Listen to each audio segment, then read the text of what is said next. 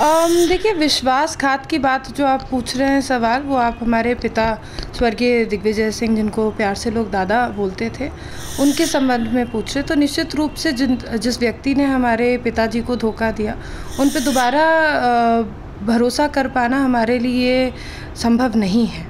एक समझ के साथ, एक सूझबूझ के साथ, जिस गति में मुझे काम करना चाहिए और जिस ओर मुझे जाना है, वो पूरी तरीके से क्लियर है मेरे माइंड में, और मैं अपने तरीके से अपना काम कर रही हूँ। और मुझे नहीं लगता कि पार्टी या कोई भी व्यक्ति विशिष्ट अभी तक इस धरती पे पैदा हुआ है जो श्रेयसी सिंह को रोक सके। नमस्कार, आप हैं बिहार संवाददाता के साथ और मैं हूं मनोज चतुर्वेदी। दिल्ली के हंसराज कॉलेज से ग्रेजुएशन किया, फरीदाबाद से एमबीए किया, खेल जगत में अर्जुन पुरस्कार जीता और सबसे पहले ग्लासगो स्कॉटलैंड में राष्ट्रमंडल खेल में 2014 में जो है रजत पदक, और फिर ऑस्ट्रेलिया राष्ट्रमंडल खेल में जो है वो 2018 में गोल्ड मेडल जीता। इससे ज़्यादा परिचय देने की अभी ज़रूरत नहीं है। पिता और माता जो हैं दोनों सांसद रहे। दादाजी जो हैं सुरेंद्र सिंह और पिता राष्ट्रीय राइफल एसोसिएशन के अध्यक्ष तक रहे हैं। अब आप समझ सकते हैं कि मैं किसके यहाँ पहुँचा हूँ। श्रेयसी सिंह जमुई से भाजपा की विधायक हैं। मैम, पहले आपका स्वागत है। धन्यवाद मनोज जी।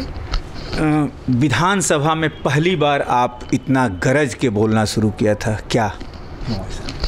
देखिए, क्योंकि खुद खेल जगत से आते हैं, खिलाड़ियों से जुड़े हुए हैं, तो डेफिनेटली एक इमोशनल, एक पर्सनल टच आ जाता है।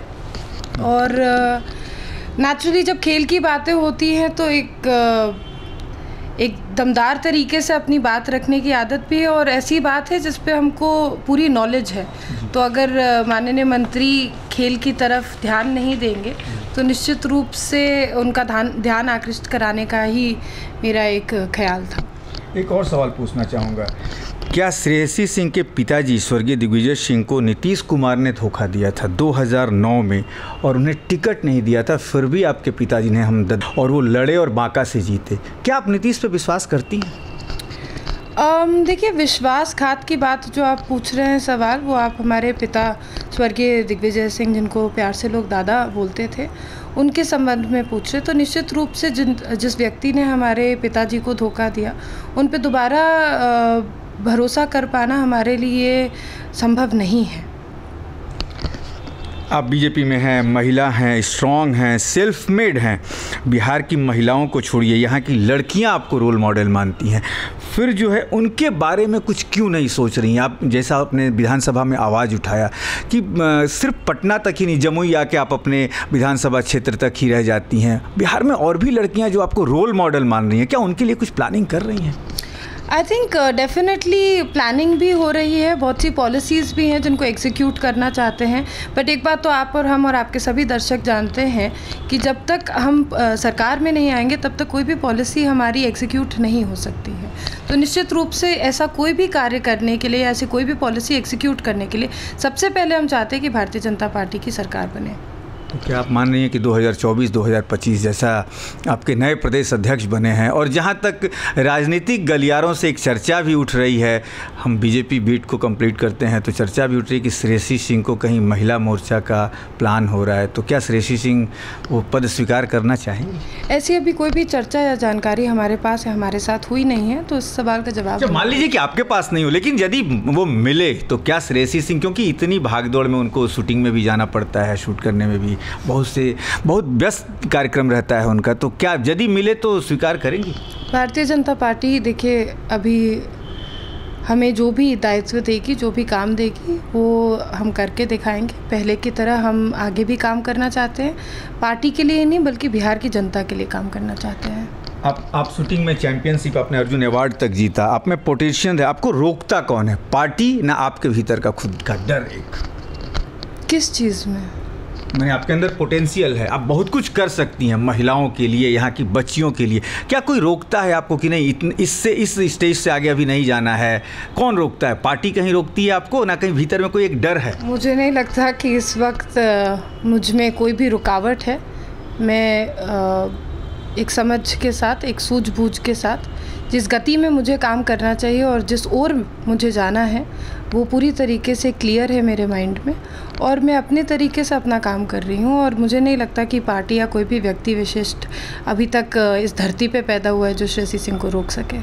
आज अभी आप रविशंकर प्रसाद जी का जो सांसद खेल महोत्सव का आयोजन से लौट रही हैं आप, तो क्या इस तरीके के आयोजन जो आप मानती हैं कि पटना के बजाय बिहार के छोटे छोटे, जैसे आपका क्षेत्र है जमुई, वहाँ से प्रतिभाएं, छपरा, गोपालगंज, वहाँ से प्रतिभाओं को आप निखार रहे हैं और वहाँ से लेके आएँ बाहर? निश्चित रूप से देखिए, प्रतिभाओं की कमी नहीं है बिहार में, ये स्टेटमेंट हम लोग कई बार सुन चुके हैं। लेकिन प्रतिभाशाली बच्चों को खोज निकालना, उनको एक सही प्लेटफॉर्म देना, ये हम सभी लोगों का काम है। ये सिर्फ बिहार सरकार का काम नहीं है, लेकिन जो जनप्रतिनिधि हैं उनका भी काम है। कहीं इंफ्रास्ट्रक्चर डेवलप करने की ज़रूरत है, कहीं इस तरह के कॉम्पिटिशन्स को करवाने की आवश्यकता है, और बच्चों को आगे बढ़ाने का काम हम सभी लोगों का है। बिहार सरकार के साथ साथ जितने भी जनप्रतिनिधि हैं, जितने भी स्पोर्ट्स के एसोसिएशंस हैं, जितने पेरेंट्स हैं जो जिनके बच्चे खेल के मैदान में आगे बढ़ना चाहते हैं, तो हम सभी लोगों को एकजुट होकर ये प्रयास करना पड़ेगा। क्योंकि आप बात सांसद खेल महोत्सव की कर रहे हैं, तो ये एक बहुत बड़ा मुहिम समझ लीजिए, या एक बहुत बड़ी सोच है आदरणीय प्रधानमंत्री मोदी जी की, जिसमें वो चाहते कि हर सांसद अपने लोकसभा संसदीय क्षेत्र में एक खेल महोत्सव का आयोजन करें। इससे बच्चों को जिस अपॉर्चुनिटी की हम बात कर रहे हैं, जिस प्लेटफॉर्म की हम बात कर रहे हैं, उस पर आने का एक मौका मिलेगा। और नेचुरली अगर इतना बड़ा कार्यक्रम होता है तो उस पर टैलेंट तो खुल के दिखता ही है। एक अंतिम सवाल, गिद्धौर के शाही परिवार से आती हैं, दादाजी पिताजी दोनों माने इंडियन राइफल एसोसिएशन के अध्यक्ष रहे। क्या कभी मन में सोचा था कि राइफल्स के MBA आपने किया, तो राजनीति में भी आने का कभी सोचा था आपने, या कैसे आ गई राजनीति? आई थिंक निश्चित रूप से ये निर्णय बहुत पहले हमने ले लिया था, लेकिन सिर्फ इसीलिए नहीं ये निर्णय लिया गया था क्योंकि हम किसी पॉलिटिशियन की बेटी थे, बट ये डिसीजन इसलिए लिया गया था क्योंकि हमेशा से बिहार के लोगों के प्रति एक लगाव था, एक जुड़ाव था, और हमने देखा कि किस अच्छी छवि के साथ हमारे फादर ने सब लोगों के लिए काम किया, और हमारी मदर जब आई तो उन्होंने भी कितने कंपैशन के साथ लोगों के लिए काम करा। उसी काम को, उसी लेगेसी को हम भी आगे बढ़ाना चाहते थे। लेकिन ये कह देना कि हम पॉलिटिक्स में आना चाहते थे क्योंकि सिर्फ हमारे पेरेंट्स पॉलिटिक्स में थे, ये शायद गलत होगा। हम चाहते थे कि हम खुद अपने आप को एक सक्सेसफुल पर्सन एस्टैब्लिश कर ले, चाहे वो स्पोर्ट्स के फील्ड में तो हुआ ही, या किसी और फील्ड में भी होता, उसके बाद हम पॉलिटिक्स में आए, और उसी तरह से ये निर्णय लिया गया। कौन से शब्द श्रेयसी जी को सुनना बड़ा अच्छा लगता है, कि भाजपा की जमुई की विधायक या अर्जुन अवार्डी श्रेयसी सिंह? ये थोड़ा कठिन सवाल है, लेकिन निश्चित रूप से अगर आप अर्जुना अवार्ड से सम्मानित भाजपा विधायक बोलेंगे तो अच्छा लगेगा। अर्जुन अवार्डी भाजपा की विधायक है। 2024 में चुनाव है, क्या श्रेयसी सिंह को यदि भाजपा बांका से लड़ाना चाहती है, क्योंकि उनके पिताजी का भी क्षेत्र है वो, तो क्या श्रेयसी सिंह लड़ेंगी सांसद का चुनाव? इस वक्त देखिए, हम सिर्फ और सिर्फ जमुई के विधायक हैं। आगे आने वाले समय में कौन सी अपॉर्चुनिटी सामने आती है, कौन सी पार्टी किस गठबंधन में चुनाव लड़ती है, इसका फैसला भी हुआ नहीं है।